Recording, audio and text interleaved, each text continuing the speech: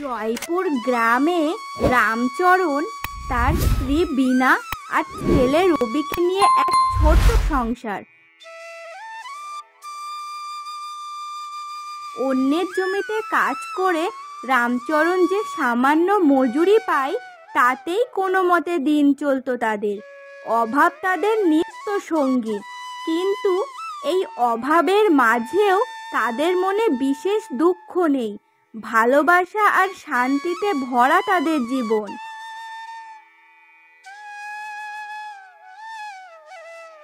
গিন্নি, কাল থেকে মাঠে বৃষ্টি নেই, কাজও নেই, ঘরের চাল প্রায় শেষ। রবির জন্য ফল কিনতে হবে, ডাক্তারবাবু বলেছিলেন। অত ভেবো না, রবির শরীরটা তো এখন ভালো। চালের কথা বলছো? আজ না হয় পুকুর থেকে দুটো পুঁটি মাছ ধরো, আর কলমি শাক দিয়ে ডাল ভাত খাবো, সেও তো মহাভোজ। হ্যাঁ, সেই বটে, কিন্তু মনের মধ্যে কেমন একটা কু ডাকছে। চাষবাসের যা অবস্থা, তাতে মনে হচ্ছে সামনের দিনগুলো আরো কঠিন হবে। তুমি সব সময় এমন চিন্তা করো কেন? উপরওয়ালা অন্ন জোগাবেনি। তুমি বরং এখন মাঠের দিকে যাও, দেখো যদি ছোটখাটো কোনো কাজ পাও। হ্যাঁ, সেটাই ভালো। দেখি কোথায় কি কাজ জোটে। আমি এখন বেরোলাম।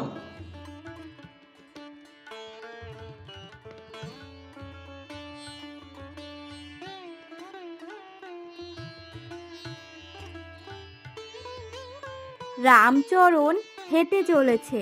মাঠের পর মাঠ পেরিয়ে সে কাজ খুঁজছে। চারিদিকে শুধু শুকনো জমি আর হতাশ চাষিদের মুখ। সূর্য মাথার ওপর চড়ছে, আর রামচরণের মনে চিন্তা বাড়ছে। এই শুষ্ক আবহাওয়ায় কাজ পাওয়া যেন মরুভূমিতে জল খোঁজার মতো। এই রামচরণ, কোথায় চললি রে? এই কাঠফাটা রোদ্রে কাজ খুঁজছিস নাকি?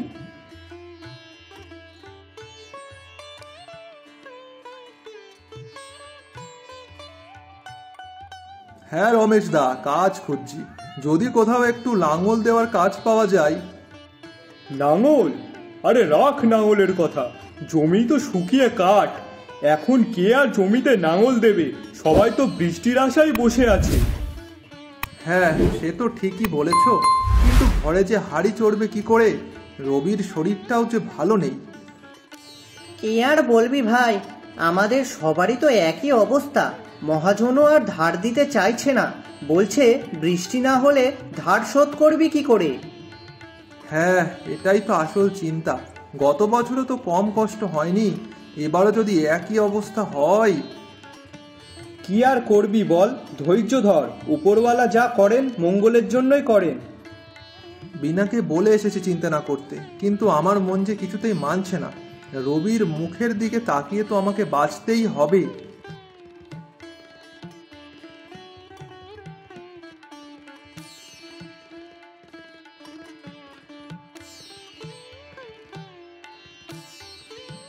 কিরে রামচরণ, এই রোদের মধ্যে ঘুরছিস যে, কাজ নেই বুঝি? কাজ আর কোথায় বলো ভাই, সব জমি শুকিয়ে কাঠ। তোরা কি করছিস? মাছ পাচ্ছিস? মাছ? সেও তো এখন কম, পুকুরে জল কমে গেছে। তবে এই দেখ, আজ সকালে কয়েকটা পুঁটি মাছ পেয়েছি। তুই নিবি নাকি? বিক্রি করবো না, এমনি দেব। সত্যি বলেছিস গণেশ, আমার আর বিনার যে কি উপকার হবে তুই জানিস না। রবির জন্য ভালো হবে। হ্যাঁ রে ভাই, নে, আমাদের তো আছে, তোর সংসারের অবস্থা জানি। ভগবান তোর ভালো করবে ভাই, আমি তাহলে আসি। রামচরণ খালি হাতে ফেরেনি। সামান্য পুঁটি মাছ নিয়ে সে বাড়ির পথে ফিরল। এই সামান্য জিনিসই যেন তাদের কাছে অমূল্য রতন।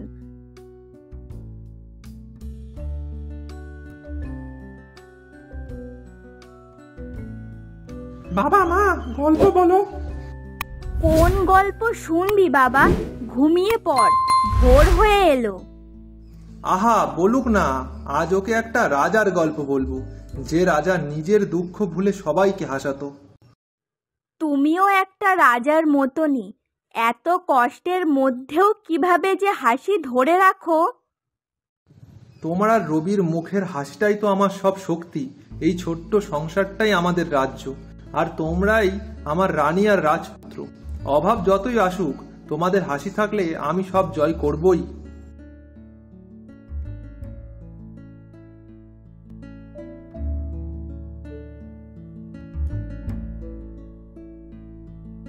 গিন্নি, রবির কাশিটা যে বেড়েছে, ডাক্তার বলেছিল শরীর দুর্বল থাকলে কাশি নাকি বাড়ে।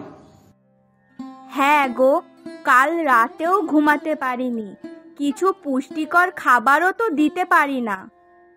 আমি আজ পাশের গ্রামে যাব, কাজ না পেলে হাত পেতে হলেও কিছু টাকা আনবো। রবির জন্য ওষুধ কিনতেই হবে। পাশের গ্রাম? সে তো অনেক দূর, আর কাজ না পেলে ফিরবে কিভাবে? না, আমাকে যেতেই হবে। রবির মুখের দিকে তাকিয়ে আমাকে এই কষ্ট করতেই হবে। তুমি চিন্তা করো না। রামচরণ হেঁটে চলেছে পাশের গ্রামের দিকে। প্রতি পদক্ষেপে তার মনে রবির অসুস্থতা আর সংসারের অভাবের চিন্তা। কাজ পাওয়া সহজ নয়, তাও সে জানে, কিন্তু তার সামনে একটাই লক্ষ্য, ছেলের মুখে হাসি ফোটানো। আজ সারাদিন ঘুরলাম, কোথাও এক ফোঁটা কাজ জুটল না। এখন কি করব? খালি হাতে ফিরলে বিনার মন যে ভেঙে যাবে।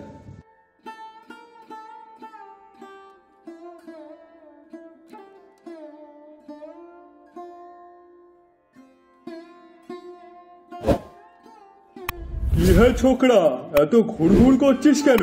কাজ খুঁজছিস নাকি? জি কাকাবাবু, কাজের খোঁজে ঘুরছি। যদি মাটি কাটার কোনো কাজ পাই। আমার ছেলের শরীর খারাপ, ওষুধের পয়সাও দরকার। দেখেই তো মনে হচ্ছে খুব ক্লান্ত। মাটি কাটার কাজ কি পারবি? এটা কিন্তু খুব কষ্টের কাজ। পারবো কাকাবাবু, পারবো। আপনি শুধু একটা সুযোগ দিন, কাজটা আমার খুব যে দরকার। আমি খুব খেটে কাজ করব। ঠিক আছে, আজ রাতটা মাটি কাটার কাজ করে দেখ, কাল সকালে এসে মজুরি নিয়ে যাস। আর হ্যাঁ, কাজ ভালো হলে কাল থেকে থাকতে পারিস। হ্যাঁ কাকাবাবু, অনেক অনেক ধন্যবাদ আপনাকে।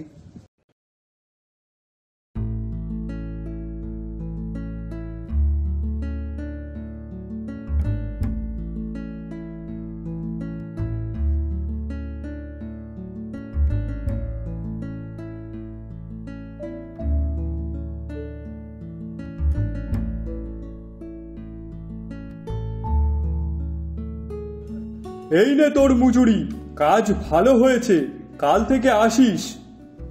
ধন্যবাদ কাকাবাবু, আপনার এই উপকারের কথা আমি কখনো ভুলবো না। রামচরণ মনে আনন্দ নিয়ে বাড়ির দিকে ফিরছে। আজ তার মনে কোনো অভাবের চিন্তা নেই, কারণ সে তার ছেলের জন্য কিছু করতে পেরেছে। এই ছোট্ট অর্জনটাই তার কাছে যেন পৃথিবীর সব থেকে বড় আনন্দ।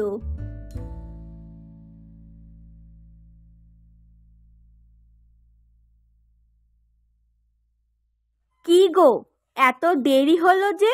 কাজ পেলে?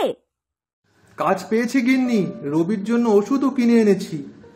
সত্যি? তুমি কাজ পেয়েছো? ভগবানকে ধন্যবাদ। হ্যাঁ গিন্নি, এবার রবির কাশিও কমবে, আর আমাদের সংসারে হাসিও ফিরবে। রামচরণ প্রতিদিন কাকাবাবুর কাছে মাটি কাটার কাজ করে।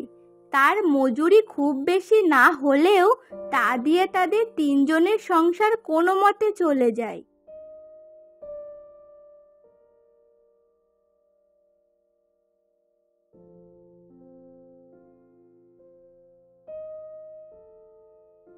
কি গো, আজ কেমন কাজ হলো? খুব ক্লান্ত লাগছে বুঝি? কাজ ভালোই হলো গিন্নি। কাকাবাবু আজ একটু বেশি মাটি কাটতে দিয়েছিলেন, তাই মজুরিও একটু বেশি দিয়েছেন।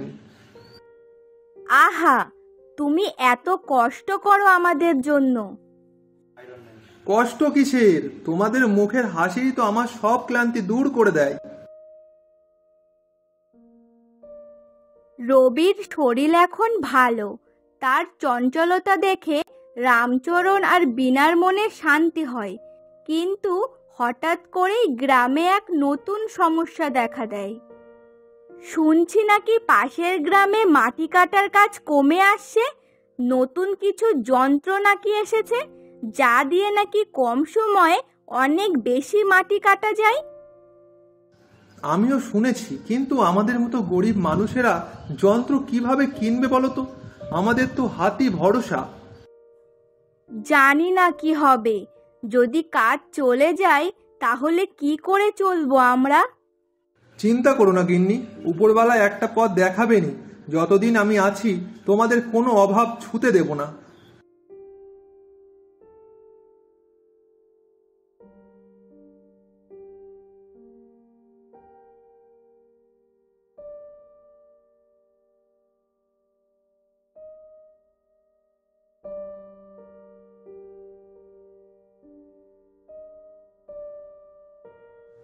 কি আর বলবো বাবা, নতুন যন্ত্র এসেছে, কম খরচে অনেক কাজ হচ্ছে। আমাদের মতো হাতে কাজ করা শ্রমিকদের কাজ কমে যাচ্ছে। আজ তোকে আর কাজ দিতে পারলাম না। সে কি কাকাবাবু, তাহলে আমি কি করব? আমার তো আর কোনো কাজ জানা নেই। জানি বাবা, তোর খুব কষ্ট হবে, কিন্তু আমারও কিছু করার নেই।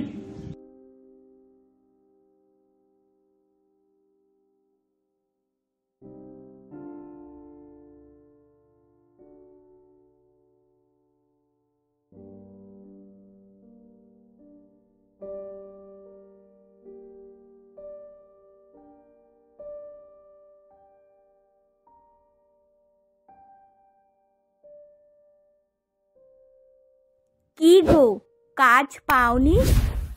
না গিন্নি, যন্ত্র এসেছে, হাতে কাজ করা শ্রমিকদের আর দরকার নেই। তাহলে কি হবে আমাদের? আরে আমি আছি না, একটা পথ বের করবই। এই রামচরণ হার মানার পাত্র নয়।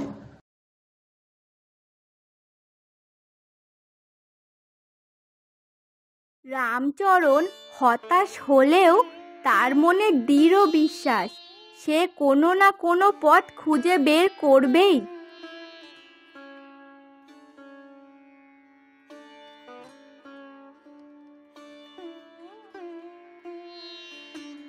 কাকু, আপনি এত সুন্দর খেলনা বানান? হ্যাঁ বাবা, অনেক দিনের কাজ তো। কাকু, আমি কি আপনার সঙ্গে কাজ করতে পারি? আমি ছোটবেলায় বাবার কাছে কাঠের কাজটা কিছু শিখেছিলাম। পারবে। কাঠের কাজ কিন্তু খুবই ধৈর্যের কাজ। পারবো কাকাবাবু, কাজটা আমার খুব দরকার। আমার ছেলের শরীর খারাপ যে।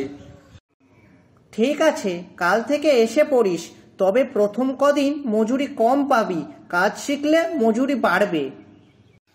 হ্যাঁ কাকাবাবু, ধন্যবাদ, আপনাকে অনেক ধন্যবাদ।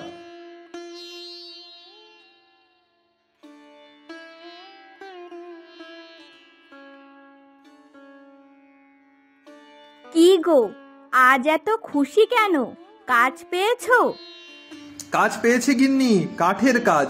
এখন থেকে আমি কাঠ মিস্ত্রির কাজ করব। রবির জন্য ওষুধ আর ফলও কিনতে পারবো। ভগবানকে ধন্যবাদ, তুমিই তো আমাদের সব। তোমার আর রবির হাসিটাই তো সব আমার কাছে। অভাব যতই আসুক, আমাদের হাসি থাকলে আমরা সবটা জয় করবই। রামচরণ এখন একজন দক্ষ কাঠমিস্ত্রি। তার বানানো খেলনা গ্রামে খুব জনপ্রিয়। তাদের সংসারে এখন আর আগের মতন অভাব নেই।